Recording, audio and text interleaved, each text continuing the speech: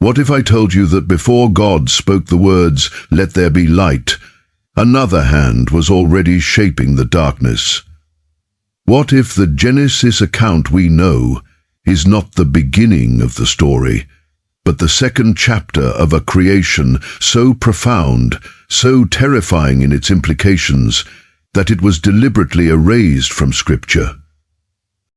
Tonight, we journey into the deepest shadows of biblical mystery to uncover the Maker who worked in silence before the word was ever spoken. This is not heresy. This is not fantasy. This is the hidden truth that trembles beneath every verse of Genesis, waiting to be remembered. The rabbis whispered of it in hushed tones. The early church fathers buried it in metaphor. And for 3,000 years the veil has held. But cracks are beginning to show. The silence is breaking. And what emerges will change everything you thought you knew about creation itself. Picture, if you can, a darkness so complete that even the concept of light had no meaning. Not emptiness, but fullness. A void pregnant with possibility, heavy with unspoken intent. This was not the chaotic waters of Genesis 1-2. This was something else entirely, something that came before. In the beginning was the Word, John tells us. But what existed in the silence before that word was spoken? What moved in the deep before the Spirit of God hovered over the waters? The Hebrew text of Genesis holds secrets that 3 millennia of translation have obscured. When we read, "The earth was without form and void," we miss the profound weight of the original language. The Hebrew word, tohu, often translated as without form, carries undertones of something that was deliberately made empty. Something that once held shape, but was voided of its purpose. This is our first clue. The darkness was not primordial chaos, it was the remnant of something that had been. Ancient Jewish mystical texts speak of it in whispers, the sod, the secret level of Torah interpretation that reveals truths too dangerous for ordinary minds. In these hidden teachings, we find traces of a cosmic truth that orthodox scripture could never openly record. Before Yahweh declared his sovereignty over creation, another will was at work. Not in rebellion, for rebellion requires an established order to resist. This was something far more profound. This was the first intention, the original creative impulse that shaped the very foundations upon which God's creation would later rest. The book of Job, that most ancient of biblical texts, gives us tantalizing glimpses. Who laid its cornerstone when the morning stars sang together? Job asks. But what if those foundations were laid before the morning stars themselves existed? What if the cornerstone Job speaks of was placed by hands that worked in silence before song itself was born? This Maker, this forgotten God, bore a name so heavy with creative power that to speak it would unmake everything that came after. The ancient texts tell us it was sealed, not written in any book, but woven into the very fabric of reality itself. A name that made the heavens tremble, not with fear, but with the recognition of something too close to the divine fire to coexist with it. What did this forgotten Maker create in those primordial moments? What works of such magnitude required divine erasure? In the deepest caves beneath Mount Sinai, Talmudic scholars speak of finding stone tablets that predate Moses, not laws, but blueprints. Blueprints of a world that never was, or perhaps a world that was and had to be hidden. Rivers that never flowed but still shaped the courses of waters we know. Mountains that never stood but somehow anchor the peaks we see. Boundaries for seas that no human eye has beheld, yet which define the limits of our own oceans. The Maker's creation was not chaos. It was order. but it was an order that came too close to usurping the divine prerogative. For God is a consuming fire, and that fire demands no rival, no echo of intention beyond his own. Imagine the weight of this moment, the divine council convening in silence, recognizing that what had been made was good, perhaps too good, perfect in its conception, flawless in its execution, but existing in the wrong time, by the wrong authority. The decision was not made in wrath, but in wisdom, not destruction, but concealment, not annihilation, but the deepest burial possible. This was not the flood that cleansed the earth of human wickedness. This was something far more complete.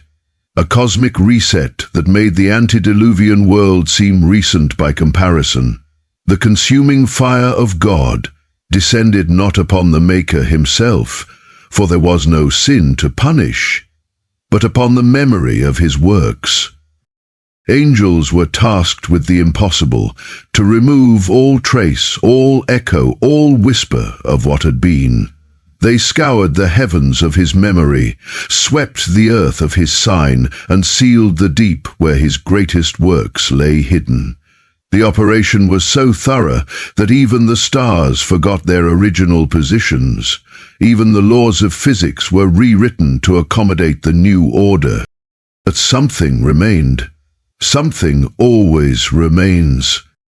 Deep beneath the foundations of our world, below the bedrock of reality itself, lies what the ancient texts call the stone of the first foundation. Not placed by divine command, not shaped by angelic hands, but carved by the forgotten Maker as his final testament. A silent covenant written not in words, but in the very substance of existence. This stone could not be erased, for it existed before erasure was possible. It could not be destroyed, for it was the foundation upon which destruction and creation alike would operate. So it was buried. Deeper than the roots of mountains, more hidden than the source of seas, more forgotten than the names of primordial kings. But here's what the divine council could not foresee. Burial is not eternal. Concealment is not destruction, and silence, no matter how profound, eventually breaks. The work of the forgotten Maker lives on, not in what we see, but in the spaces between what we see. The fractures in reality where his fingers once pressed, the inconsistencies in physics that make scientists scratch their heads, the moments when the natural world seems to remember something it's supposed to have forgotten. Every earthquake is the stone of the first foundation shifting in its sleep.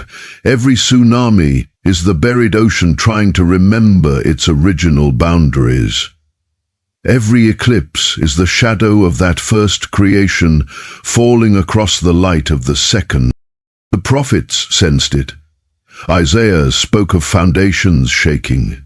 Ezekiel saw wheels within wheels, perhaps glimpsing the machinery of that first creation still turning beneath our own.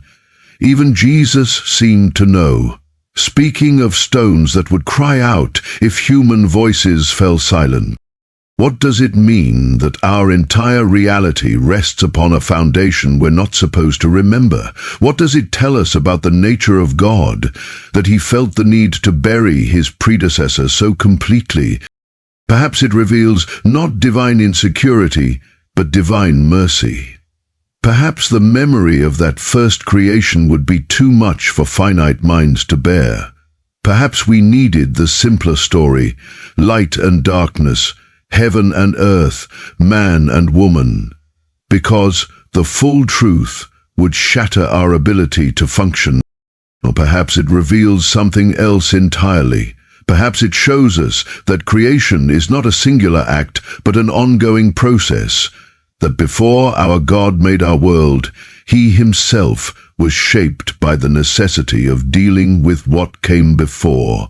That even the Almighty operates within constraints we cannot comprehend. The ancient texts speak of a day when the stone of the first foundation will stir. Not through human discovery. No archaeology will uncover it. No drilling will reach it.